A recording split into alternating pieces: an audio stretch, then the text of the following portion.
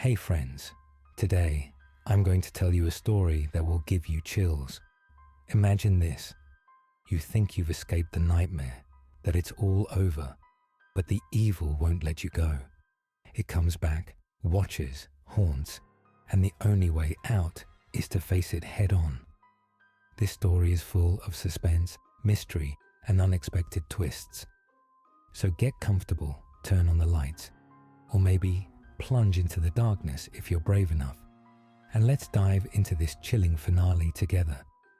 Don't forget to support this video with a like and subscribe to the channel if you enjoy stories like this. And now, let's begin.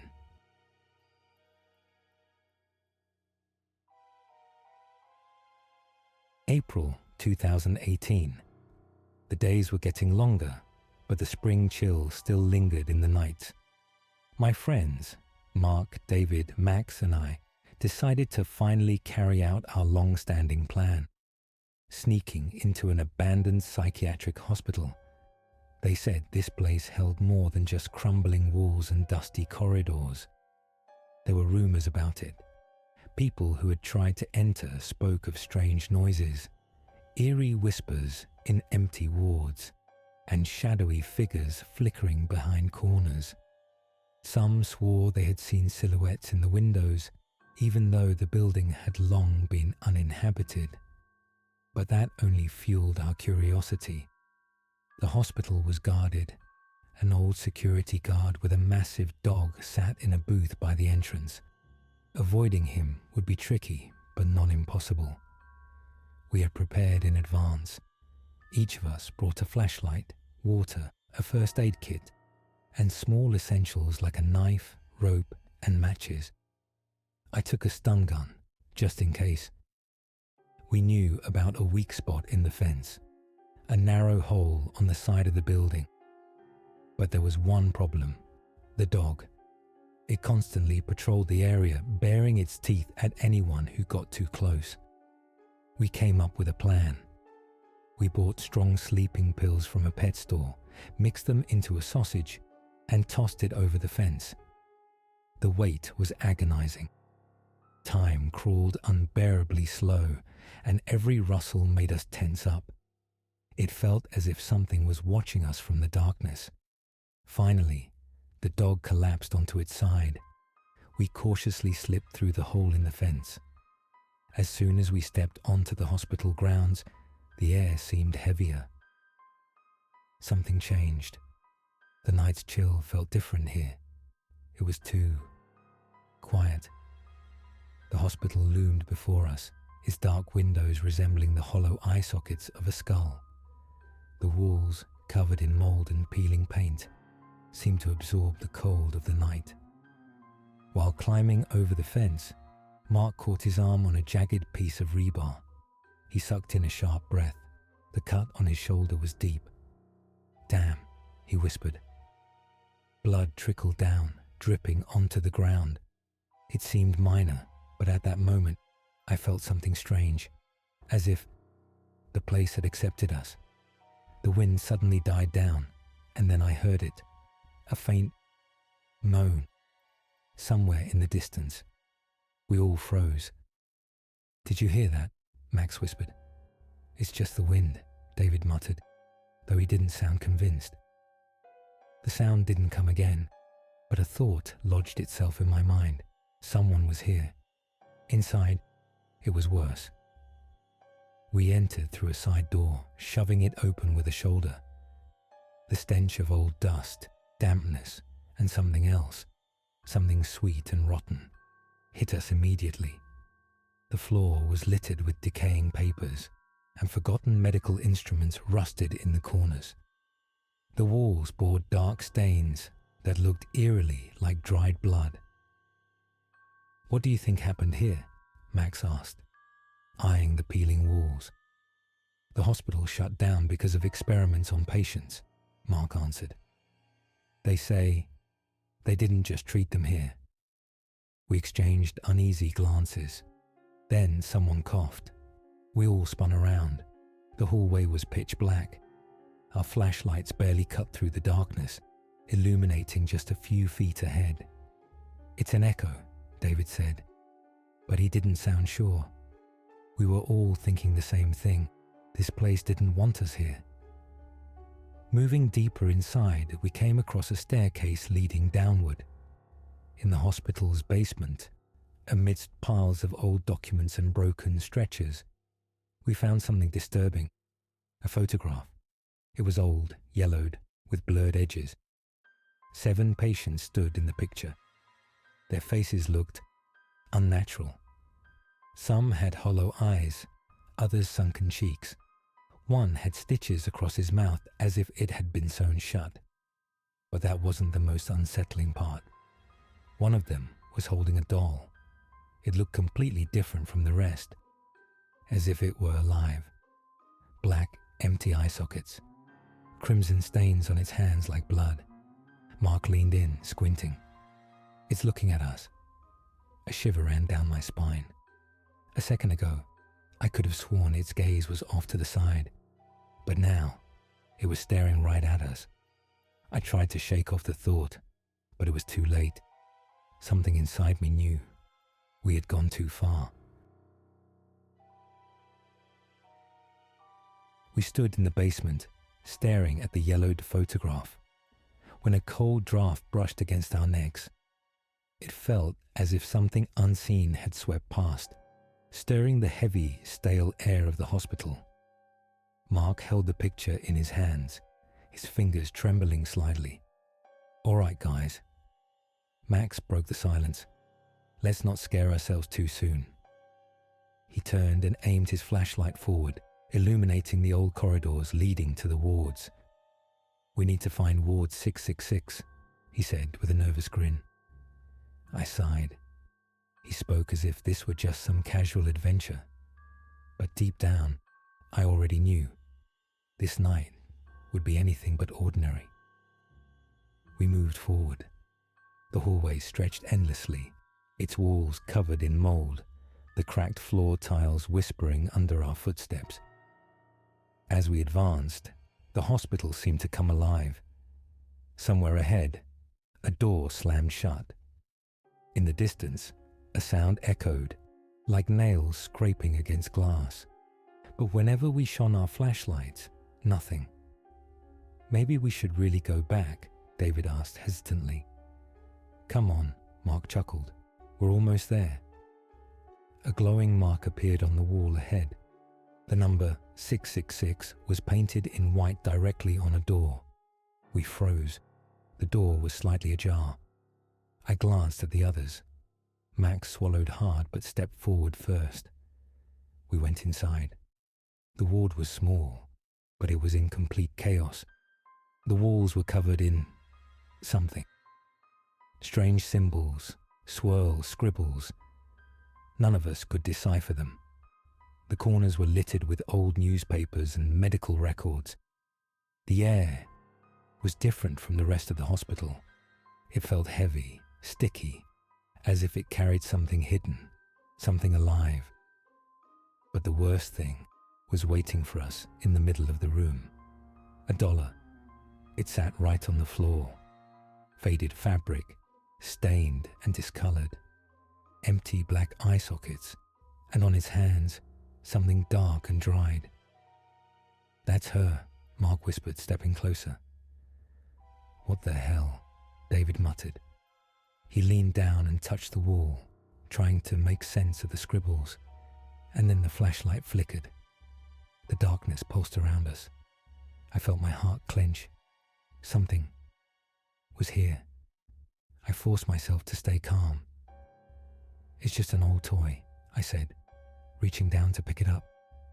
But the moment my fingers brushed against the fabric, cold, sharp, piercing, like grabbing a chunk of ice, not cloth.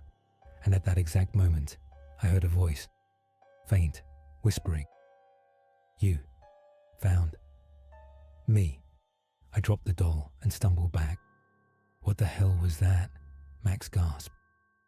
I wanted to say I imagined it, but I couldn't, because I knew it wasn't my imagination. Mark picked up the doll. He turned it over, inspecting it. Just an ordinary toy, like those creepy stories about cursed dolls. Maybe this one really drove someone insane.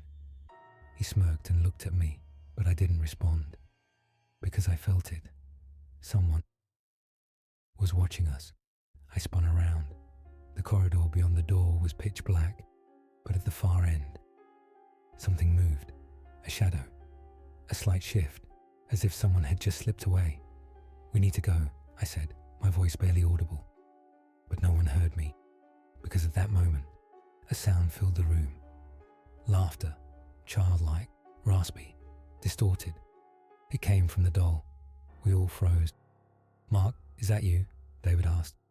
"No." Mark exhaled, staring at the toy in his hands. The fabric head tilted slightly to one side, and then its stitched lips pulled into a thin, twisted smile. We bolted out of the ward. Behind us, the door creaked shut. The hospital came alive. Shadows scurried along the walls. Distant footsteps echoed from the corridors.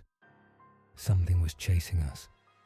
When we finally burst outside, I was sure that if we had stayed a second longer, we wouldn't have made it out. But we made a mistake. We took the doll with us, and it knew.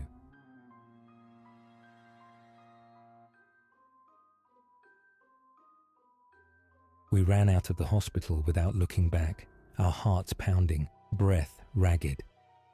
One thought hammered in my head. What the hell was that?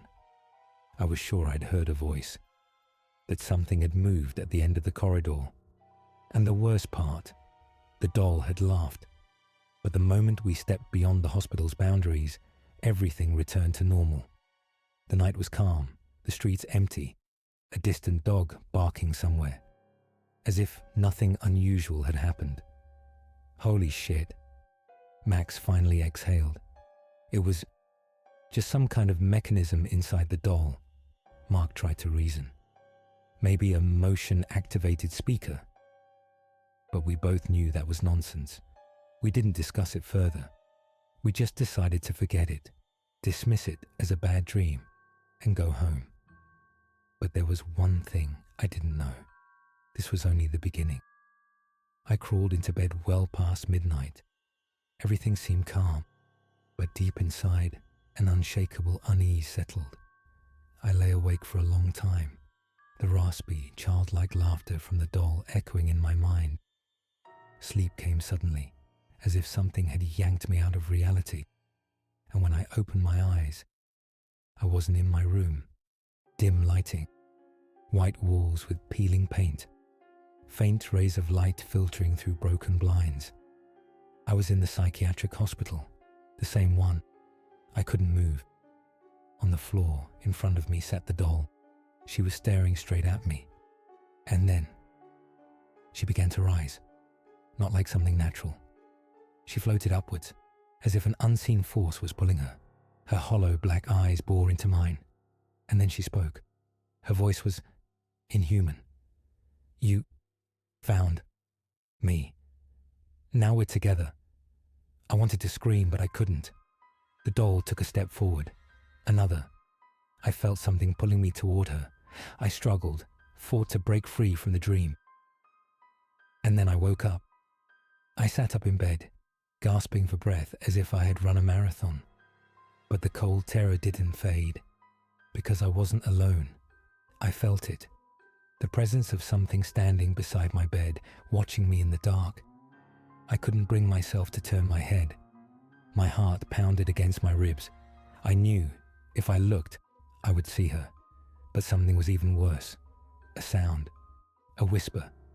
"I'm here." I clamped my hands over my ears and shut my eyes. And then, a touch, faint, ice cold, like tiny fingers brushing against my cheek. I sprang out of bed and switched on the light. No one was there. I was alone. But in the mirror, she was there, standing behind me, smiling. The next morning, I called Mark immediately. "Did anything weird happen to you last night?" He was silent for a moment. "Yeah," he said quietly. I heard him take a deep breath. "She was in my dream." "The doll?" "Yeah, she just stood there staring. And then Then I saw her outside my window. A chill ran through me. Mark lived on the 3rd floor. This can't be a coincidence, I said. We woke something up. It's just dreams, Mark tried to convince himself. But we both knew these weren't just dreams, and the worst was yet to come. On the 3rd night, I decided not to sleep, but exactly at 3:06 a.m., I felt it. She was here, outside my window, beyond my door, somewhere in the darkness of my room. The doll was getting closer, and now I could feel her breath. But when I looked, she was already sitting on my bed, her black eyes locked onto mine, and at that moment, I had the strangest urge to laugh, as if something inside me was trying to take control. But I fought back. I shut my eyes, clenched my fists, and when I opened them again, she was gone. But on my pillow, tiny, bloody handprints. The next day, I gathered Mark, Max, and David. We need to get rid of it, I said. You think? Max trailed off. We all turned to Mark. He was silent. Then slowly, he pulled the doll out of his backpack. I don't know what's wrong with it, he whispered. But it wants something.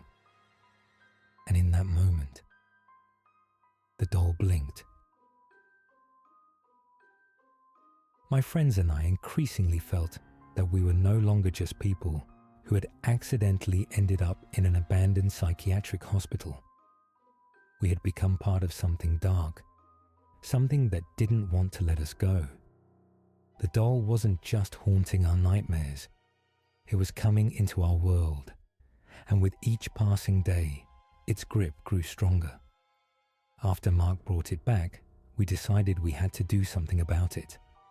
But instead of getting rid of it, we let it deeper into our lives. And as it turned out, that was our biggest mistake.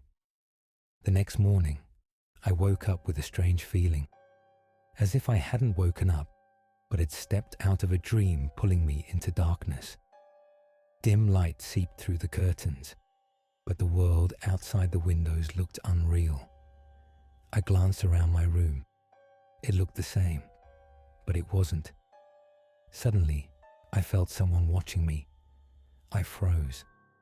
A heavy weight settled in my chest, and when I turned, the doll was sitting on the table beside my bed.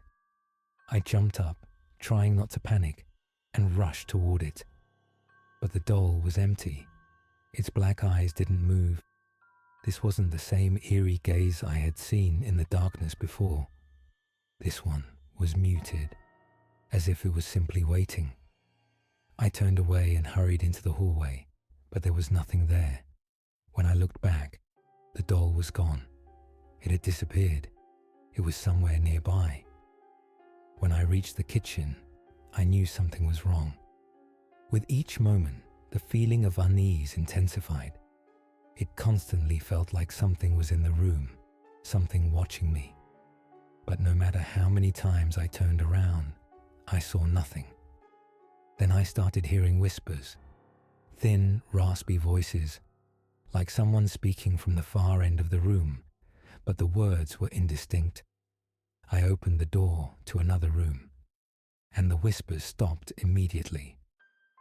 This started happening more and more often. The whispers grew louder, closer. By the third night, I couldn't sleep. I couldn't bring myself to close my eyes because I knew if I did, I would end up back in that world, and I wouldn't be alone. You came back. The voice was familiar. I couldn't tell where it was coming from. It wasn't outside. It was inside. An echo from the deepest part of my mind. You are already here. I opened my eyes. Someone was standing in the corner of the room, a barely visible figure in the dim light. It was human, but not entirely. Its body was blurred, its arms unnaturally long and thin, almost rubbery, and its face was a shadow. I tried to move. I couldn't. I was paralyzed, gripped by terror and cold. The shadow lifted its head. Its eyes held agony and horror, and I understood.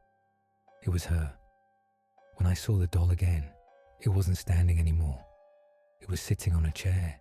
Its eyes were blood red. Its hands were stained with something fresh, something wet. When I stepped closer, its black eye sockets suddenly looked like holes in nothingness, like windows into another world. I trembled. I knew I shouldn't touch it.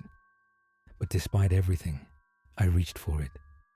At that moment, its eyes shuddered violently. A crushing force pressed against my chest as if something was squeezing my heart.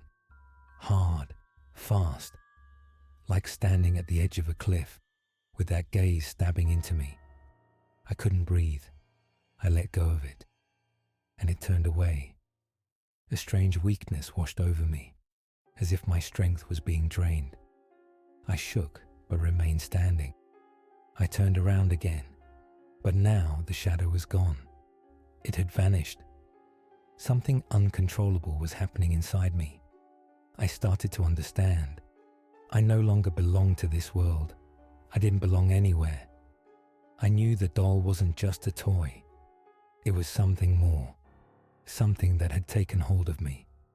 The one watching us through those empty eyes was far more powerful and far more sinister. And I finally understood. It wasn't just looking for me. It had come for me.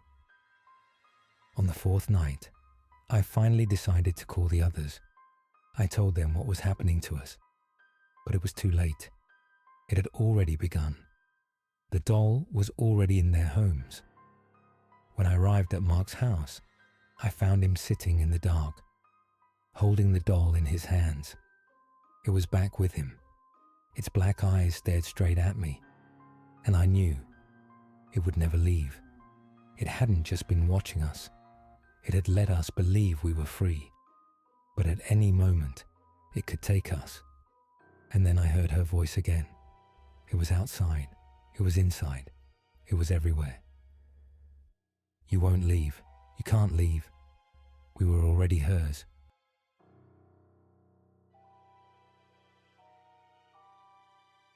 There came a moment when I could no longer tell where the nightmare ended and reality began. My friends and I had ventured so far into this darkness that there was no turning back. Time and space had ceased to exist. I didn't know how many nights we had spent in this state, but every morning started the same way. I opened my eyes and saw that the doll was still there. It wasn't just standing by my bed or on the table. Sometimes it appeared in the most unexpected places. On the couch, on a chair, even by the door. Its eyes held nothing human. They were empty, cold, like black abysses. Every night, I tried to get rid of it. I burned it, threw it away, hid it, but it always came back. I knew it was watching me, and the more I tried to escape, the closer it got. We all tried to do something to rid ourselves of the doll. At one point, we decided that if we threw it into the river, it wouldn't be able to return. We took it and, without hesitation, tossed it into the raging water. But when we got home, it was already waiting in my room. Mark had changed completely. He stopped speaking. His eyes were empty, like the doll's. He looked at it as if it were a friend, something familiar. I tried to talk to him, but he didn't answer. His stare was hollow, filled with a fear I had never seen in him before. I tried to pull him out of the house, but he wouldn't leave. That was the day I realized the doll wasn't just haunting us. It was slowly pulling us into its world, into its shadow. On the fifth day, Mark disappeared. I searched everywhere but couldn't find him. His phone was still on, but my calls wouldn't go through. I tried calling David and Max, but they didn't answer either. Their apartments were empty. Their houses were steeped in silence. It felt like a nightmare, one where you know you can't escape but still keep trying. And then I was alone. with a doll, sitting on my bed, watching, waiting. I tried to lock myself away, tried to hide, tried to shut it out, but it was everywhere. In the mirror, on the floor, in the shadows, where its eyes never stopped watching my every move. At some point I realized it had already taken my mind. I was no longer myself. That was when I understood. It was inside me now. It had become a part of me. That night, I made my final decision. I couldn't live like this anymore, and I knew that if I didn't end it, I would disappear forever. I returned to the hospital, to the very same room where it had all begun. I was ready to close the door that led to the other world. When I stepped inside, I felt it immediately. It was there, the doll, in the corner where I had first seen it. But now its eyes weren't just empty, they were full. They looked at me as if they were sinking into me. I approached, feeling no fear, because I could no longer feel anything at all. As I bent down to pick it up, something inside me went cold. Reality itself seemed to shatter. Lights flickered. The walls began to shift. I struggled to breathe. The doll's gaze was consuming. I couldn't look away. And with that gaze, I was already hers. I could no longer move. A voice echoed in my head. It was everywhere. It was my voice. You are already here. We are together. And that was when I knew. There was no way out. I was in its world now, the world of shadows, the world where there was no return. But I could still see. I saw my room. I saw my friends. But they were only shadows now, looking at me. The same way I once looked at them. I found myself in a dark room. I was back in the world beyond the door. And it was real, not an illusion, not a dream. The cold seeped into my body, and I felt myself becoming part of it. I no longer knew where I was, but I knew one thing: I could never return. My hand, moving on its own, reached for the door, just as it had the first time. I took a step into the dark abyss that had once been my home. But I was not alone. And then, for the last time, I heard her whisper, "You will return. We all will."